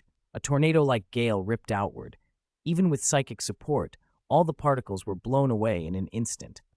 Tatsumaki was stunned. She never imagined anyone besides Scarface could move freely under her psychic pressure. "Not bad. It looks a lot cleaner now," Saitama remarked, smiling as he crouched. His leg muscles coiled like a compressed spring. The reaction tore the ground beneath his feet, and he shot forward. Tatsumaki barely registered a blur before him. The bald man was already in front of her, throwing a punch with a red-gloved fist as if he were just playing around. She sized him up instinctively, and a cold smile curved her lips. He looks like someone who relies on raw physical power. He's trying to force a close-quarters fight. Ridiculous.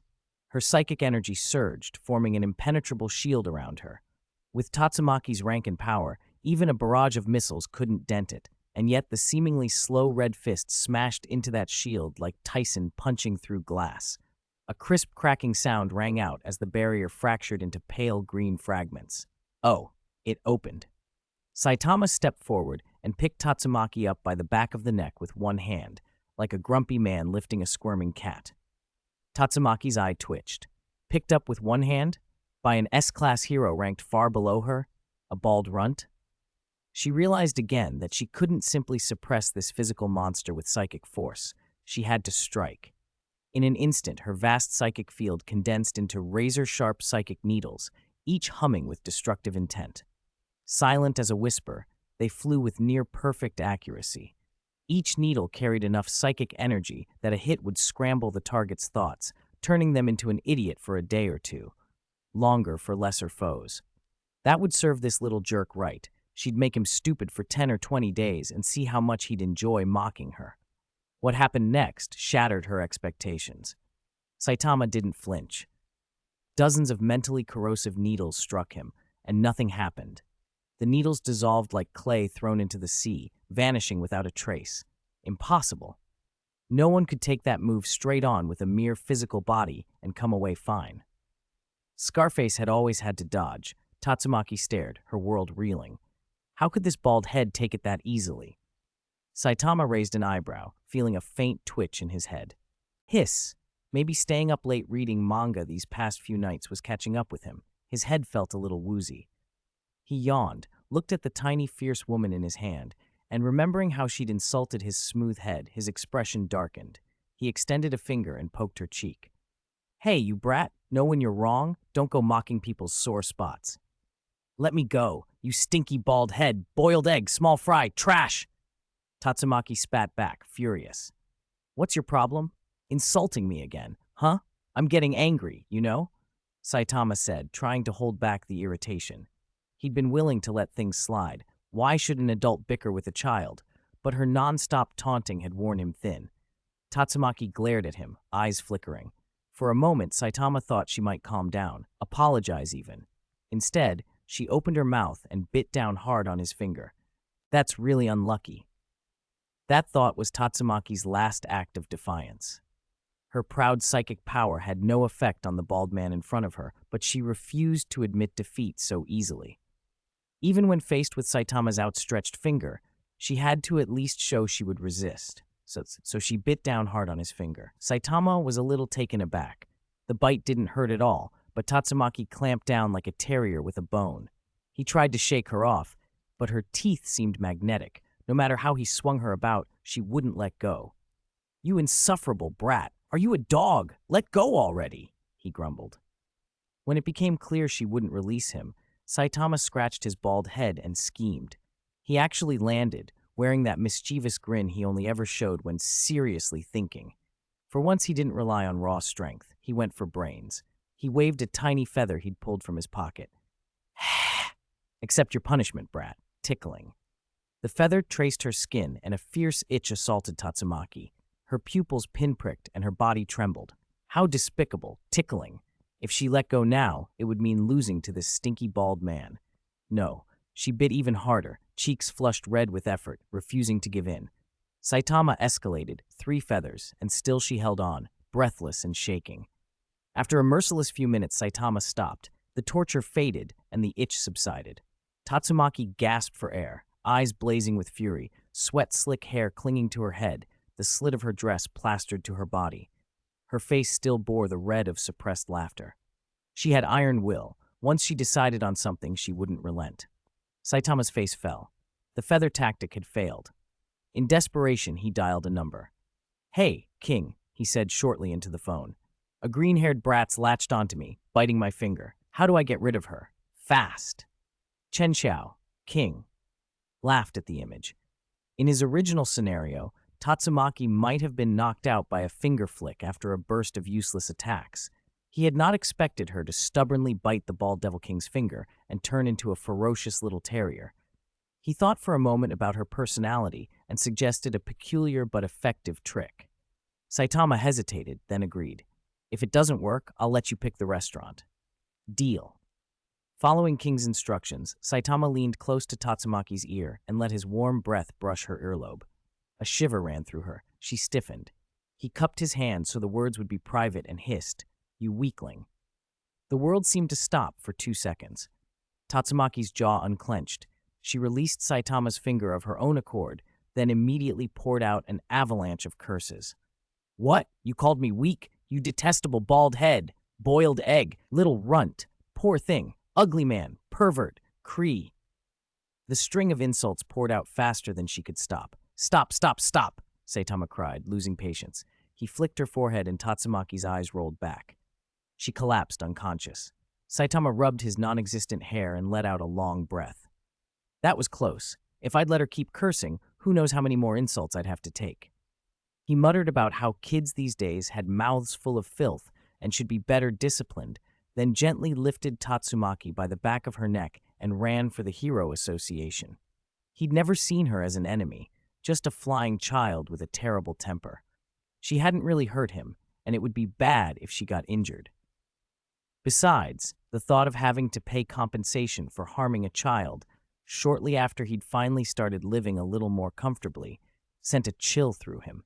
He didn't want to be swindled of his savings over a scuffle with a brat. If Tatsumaki knew he'd thought that, she would explode all over again. On the other end of the line, Chen Xiao put his phone away with a smile.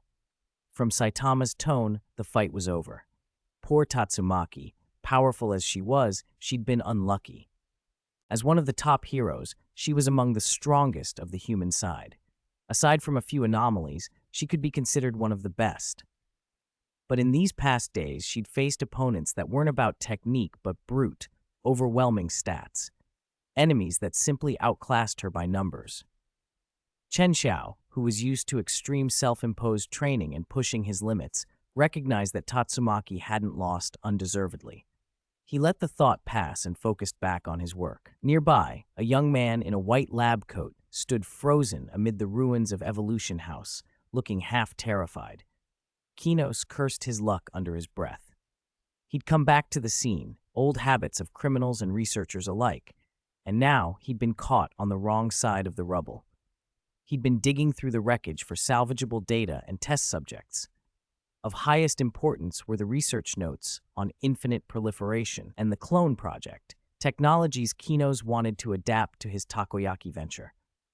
If he could make octopus tentacles grow indefinitely, ingredient costs would vanish. He'd also hoped to find 2 more helpers, preferably monsters he already knew. Familiar subjects would be easier to control. All he'd found so far was a deserting mechanical gorilla. Mosquito Woman was fine, he'd heard, but she'd flown too far away to bother with right now. Chapter 38, Silver Fang. By luck, Chen Xiao had been searching the ruins for less than 2 minutes when the Emperor engine roared like thunder. Dr. Kinos looked up and saw that imposing face.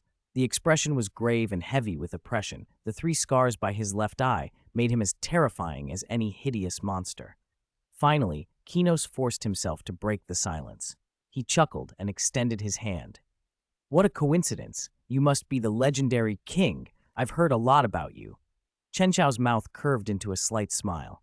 He reached out and shook Kinos' hand firmly. "I've heard your name a few times as well," he said. "Dr. Kinos, the mastermind behind the Evolution House, the one who developed genetic technology and reversed aging, the creator of the Ashura unicorn beetle and many modified monsters. Am I right?" Kinos' smile froze. Cold sweat trickled down his forehead. How did he? Hearing the list of titles, he felt exposed. The mountain climber cover story collapsed in an instant. He tried to pull his hand back, but Chen Xiao's grip was like an iron clamp. Once closed, it would not loosen. Kinos struggled for a few seconds and then gave up. "Fine," he muttered. "You win. Do what you want. Beat me. Kill me. Whatever. If you must kill me, fine. Just don't destroy everything in the Evolution House. Take my data and leave the facility." Kinos adjusted his glasses, sneering inwardly. "Kill this body if you want. No problem. I'll move to another body, take a new name, and never cross paths with you again." Chen Xiao nodded, then slowly raised his palm. A cold light in his eyes was as sharp as a blade. "If that's what you want, I'll grant it. I will end you." His voice was low and final. "And not only this body, I'll destroy the 3 other physical bodies you've replicated in other places as well. I'll wipe them all out and free your soul." He prepared to strike. Wait, I'm joking! Don't kill me!" Kinos blurted the plea, incredulous. He had been ready to welcome death because he could revive in another body, but now Chen Xiao said he would destroy them all. What was the point of dying then? Chen Xiao said nothing, only stared at Kinos with that majestic gaze. A hot, oceanic surge of qi and blood emanated from him. His heart seemed to beat like thunder, the sound waves of the Emperor engine making the air itself ripple. Kinos was drenched in sweat as the killing intent intensified around him. He shut his eyes, waiting for the end. Then, as suddenly as it had come, the pressure vanished. Kinos opened his eyes in confusion to see Chen Xiao brush past him and pat his shoulder on the way out. "Look at you, so scared," Chen Xiao said. "I have no reason to kill you. Go honestly sell takoyaki. Maybe I'll patronize your stall." Dr. Kinos stood there as Chen Xiao walked away, glasses crooked, too stunned even to straighten them. Complex emotions filled his face. So this is the famed king, someone who spares me because I'm beneath notice. Summoning an unsteady sort of courage, Kinos called after him. Please wait. Chen Xiao paused and turned back, surprised that the frightened man dared to stop him. Kinos's hands trembled, but some questions were more important to him than life itself. Was the Ashura unicorn beetle killed by you? Before it died, did it activate Ashura mode, the one where its whole body changes color? Chen Xiao shrugged and replied bluntly, almost scornful. Honestly, your genetic modification project was a failure. The strongest monster you made was trash. That so-called Ashura mode only came about at the cost of sacrificing its brain. If I were you, after studying genetics for so long and achieving nothing meaningful, and then seeing your pinnacle creation casually defeated by the old-era humans you look down on, I'd go sell takoyaki too. With that, Chen Xiao turned and left. Dr. Kinos remained in the ruined shells of the evolution house, dust staining his clean white lab coat, staring at the ground. Everyone thinks the same. Maybe I should really go sell takoyaki. At the Hero Association, an old man with silver hair sat in the living room in a black long-sleeved shirt, tall and straight-backed, slowly sipping tea. Sitch, having finished his work, came over with a smile. Silver Fang, Sitch said, what brings you here to the association in person? It's been a while. Silver Fang Bang raised an eyebrow. His aged voice carried the calm of a grandmaster. I haven't been here in some time. I wanted to see. A new S-Class hero was just added. Did that Sweet Mask approve? Sweet Mask was currently ranked A-Class, rank 1. He hadn't been promoted to S-Class not because he lacked the ability, but because he deliberately stayed at A1 to screen those who would follow him. As a result, the number of S-Class heroes hadn't increased for a long time. This time, however, that precedent had been broken. Sitch rubbed his big nose. Mr. Sweetmask initially objected, but when he heard that King recommended the candidate, he immediately changed his mind. Huh? Bang's eyes widened, and the white beard under his nose trembled. King personally recommended him? Then this bald-caped hero must be a remarkable talent. Bang's expression grew serious. His title of Silver Fang came not from a desire to stop climbing the ranks, but because he truly couldn't beat Tatsumaki. As a martial arts grandmaster, Bang specialized in fighting humanoid opponents. His water-stream rock-smashing fist was perfected to its peak. Against humanoids of comparable size, he could take on almost anyone. But against Tatsumaki, her psychic power was in a class of its own. Bang admitted he couldn't win.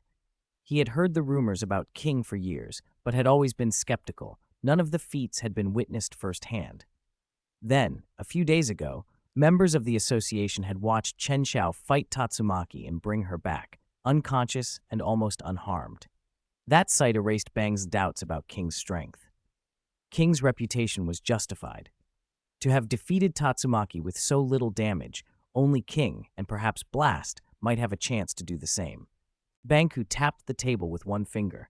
The motion was so light and precise that the teacup hopped into the air, described a neat arc, and settled back into his hand. He took a measured sip, set the cup down, without a single drop spilled, and regarded the room with a satisfied look. Sitch, watching, felt a swell of emotion. As expected of a martial arts grandmaster, the Hero Association was truly honored to have the old man here. The door swung open, and a cheerful, somewhat exasperated voice drifted in. Who's going to carry this brat away? Are all the kids in the Hero Association so mischievous? Banku frowned, curious who was making such a ruckus, and looked toward the entrance. The wrinkled lines on his face smoothed at once, and his eyes widened in disbelief. Saitama stood there, holding Tornado in one arm. She was limp and unconscious, and his yellow jumpsuit was slightly torn. In his other hand, he carried a plastic bag with unknown contents. For a moment, Banku wondered if senility was playing tricks on him. That bald man had to be the newly promoted S-Class hero, Bald Cape Hero Saitama, but why was Tornado, the S-Class Rank 2 ace, being carried off like that? Had she been knocked out? He turned to Sitch, who was equally stunned, and forced his voice to a steady tone. Mr. Sitch, can you tell me what happened earlier? Sitch swallowed hard. Tornado, long the association's ace, had been bested twice in a few days, first by King, which could be explained by King's legendary reputation, and now apparently by this new S-Class. He recalled Chen Xiao's words on the phone. Of course it's tornado. Saitama's strength is no less than mine.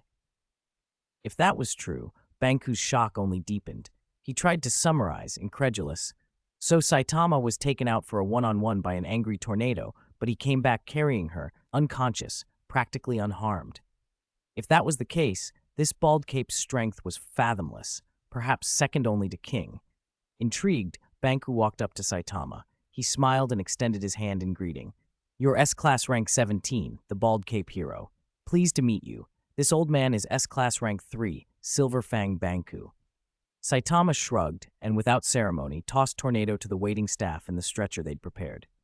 He glanced at the old man offering his hand and said blankly, "Ah, hello." A smile from Banku was enough to draw the reply. After all, who refuses a smiling greeting? But Banku wasn't being merely polite.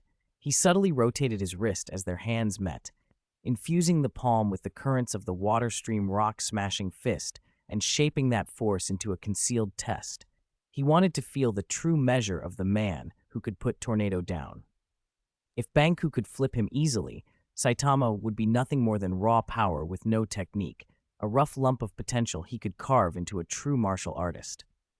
In his youth, Banku had lived hard, but now, old and respected, all he wanted was a worthy successor for his art. What happened next surprised him. The energy he pushed into Saitama vanished as if poured into the sea.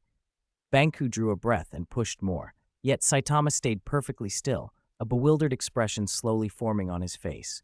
He didn't bristle, didn't resist, he simply didn't move. Banku's features darkened, his martial arts instincts were razor-sharp. In his perception, what he'd tried to unsettle wasn't a man at all, but an immovable mountain, a structure thousands of meters high. Still, Saitama's stance and movements were crudely open, filled with large, exploitable gaps. Any seasoned fighter could have used those openings against him. So why couldn't he be toppled? There was only one conclusion. This man possessed an extraordinary physique, more terrifying even than Superalloy Darkshine's.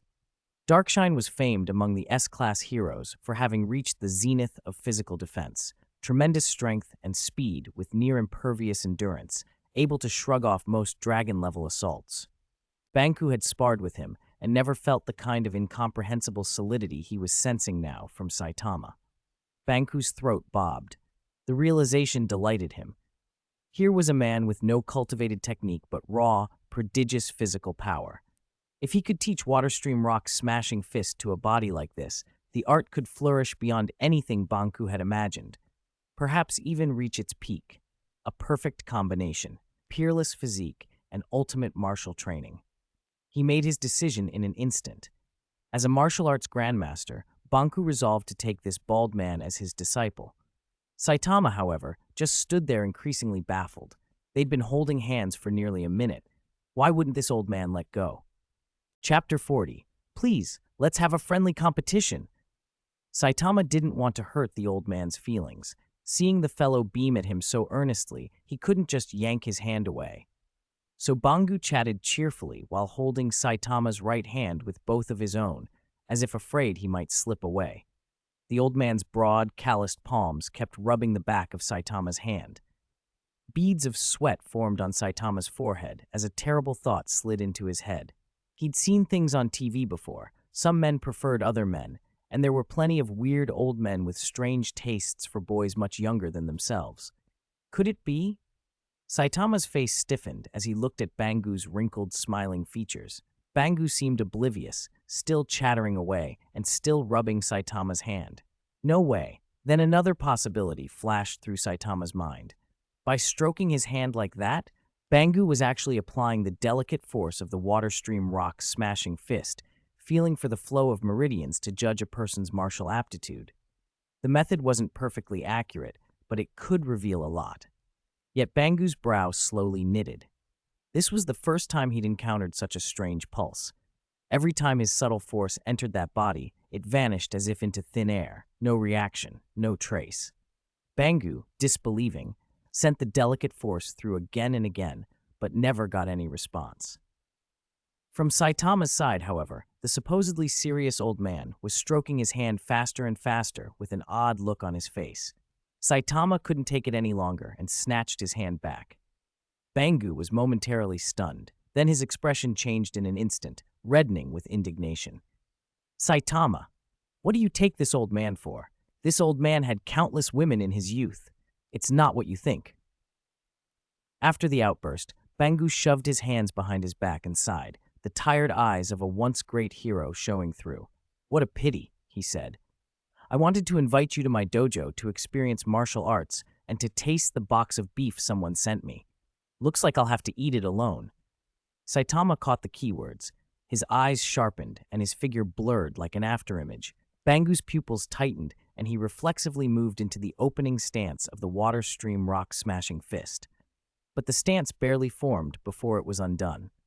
Saitama had already closed the distance and grabbed Bangu's hands firmly, his eyes bright. Mr. Bangu, I think I'm really interested in martial arts, Saitama said. Set a time. King and I will come by your dojo and spar. Bangu's heart swelled with joy. Not only had he been able to invite Saitama, he'd also hooked a much bigger catch, King himself. The box of beef definitely helped. Though he was a little disappointed that the legacy of his water stream rock-smashing fist couldn't compete with a box of beef, at least there was a chance it might be passed on. His dojo currently only had Charanko, a weak, untalented disciple. If he didn't recruit someone trained soon, this exquisite art would vanish into history. All right, Bangu said. Tomorrow afternoon, then. This old man will have some refreshments ready. Here's the dojo's address. Saitama took the card, turned, and left the Hero Association with his discounted goods. Bangu watched the bald Demon Kings retreating back and slowly raised a hand, stunned beyond words. He, a grandmaster of martial arts, hadn't been able to react to Saitama's speed. His opening stance had been dismantled in an instant. What a physical monster. The next morning, Chen Xiao yawned while sitting at the dining table. Before him sat a large red crab. He tapped its hard shell lightly. With fine control, Chen Xiao's strength spread like threads, striking precisely at the right spots. The shell cracked open cleanly, revealing snow-white crab meat. After devouring the meal, he was about to clear the table when a crisp metallic knock sounded at the door, measured and rhythmic. Chen Xiao opened it to find Gino standing outside with a serious expression, carrying various gifts. Reporting, Teacher King, I'm back, Genos announced. All right, come in and sit, Chen Xiao replied. They faced each other in the living room, neither speaking first. The silence hung heavy and awkward. Chen Xiao picked up on the mood but was too lazy to break it, choosing instead to study Genos. The cyborg had undergone a comprehensive upgrade: darker, sleeker mechanical arms, finer components, and a brighter core. By Chen Xiao's estimate, after this overhaul, Genos should now be at the peak of the demon level in power. A few seconds later, Genos broke the silence. He spoke earnestly, his golden mechanical eyes filled with determination, and then surprised Chen Xiao with his words. Teacher King, please spar with me. I beg you.